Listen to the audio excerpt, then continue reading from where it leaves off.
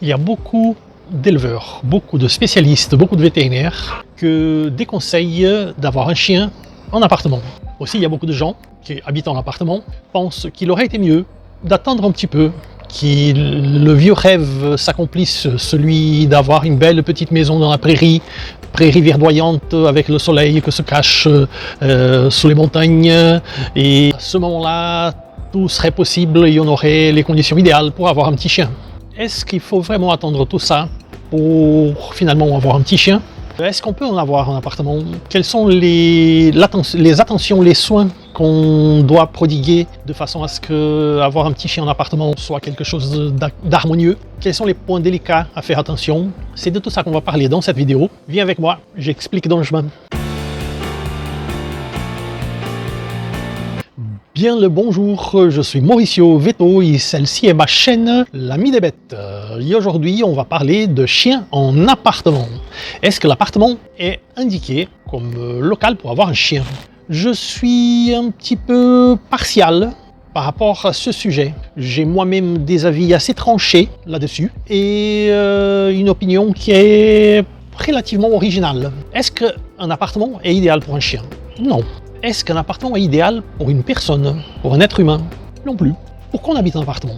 Parce qu'on a besoin, parce qu'on veut aussi, éventuellement, mais pour plusieurs raisons. Depuis la révolution industrielle, où les gens ont commencé à affluer vers les grandes villes, et la place a commencé à manquer. Donc, on a commencé à construire vers le haut, ce qui fait que vous êtes propriétaire de votre appartement, mais vous partagez votre sol avec le toit de quelqu'un qui habite en bas, et vous partagez votre plafond avec le sol de celui qui habite en haut. C'est un bon compromis, un compromis nécessaire. En tout cas, c'est la réalité des jours actuels où il faut qu'on soit près du travail.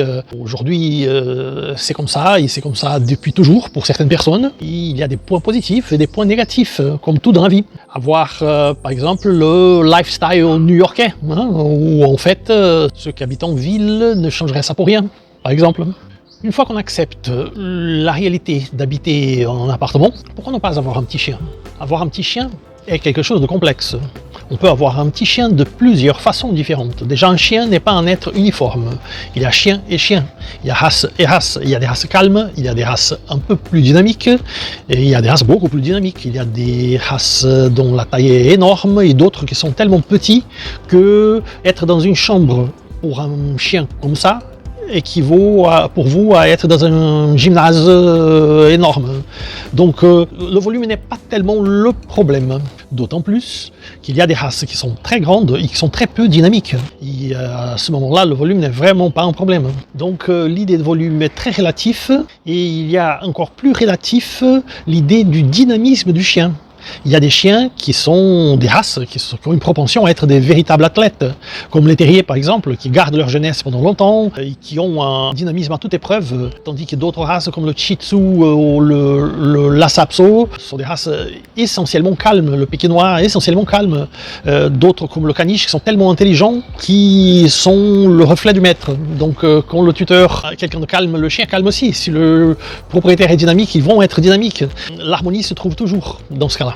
Donc il n'y a pas que la taille à prendre en considération, mais aussi le tempérament de l'animal.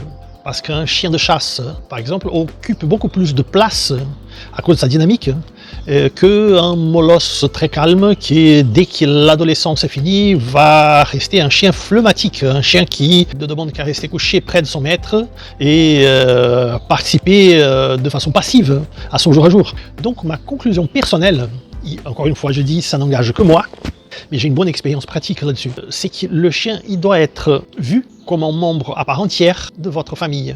Et donc il occupe la place qu'un être humain occuperait. Et à ce moment-là, vous pouvez avoir un chien en appartement comme si vous aviez un enfant en appartement, un jeune en appartement, un ami en appartement, le chien occupant la place que revient à un être humain. Et donc à partir de votre choix, ce qui a de plus important, c'est votre compromis en faire le nécessaire pour que cette aventure qui est avoir un chien arrive à bon escient. Spécialement dans la première année où le chien y grandit très vite, mais il est très jeune dans sa tête.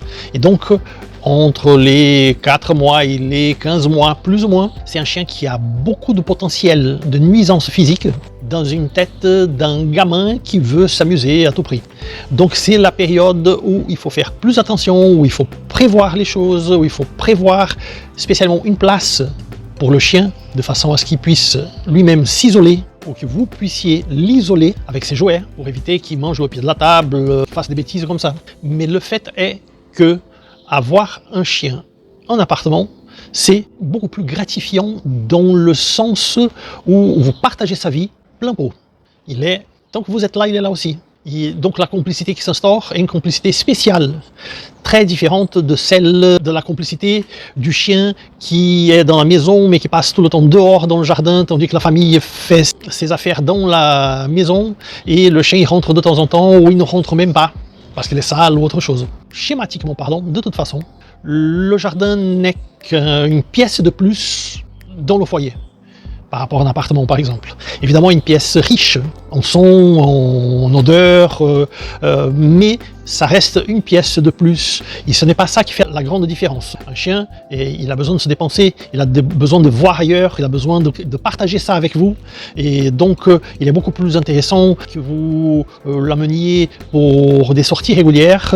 Évidemment, un peu d'exercice, mais les sorties, beaucoup plus importantes pour lui comme pour vous, pour aller à la boulangerie, pour faire un tour de la place, pour voir les amis dans un parc, pour lui comme pour vous, encore une fois.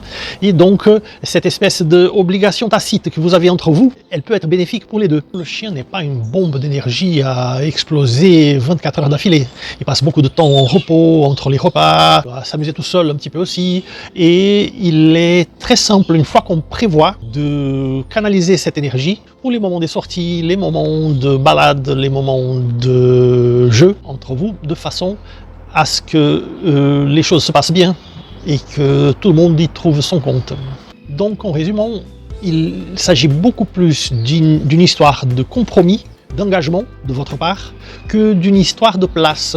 Et dans les différentes possibilités de choix, il est très important que vous preniez en considération et que vous fassiez une bonne étude par rapport à la race dont la prédisposition est plus compatible avec ce que vous souhaitez. Donc avoir un petit chien dans un appartement, ça signifie partager avec beaucoup de complicité tous les moments de joie, de vie entre vous.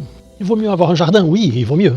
Mais ce n'est pas nécessaire à point de ne pas avoir un chien quand on n'a pas un jardin.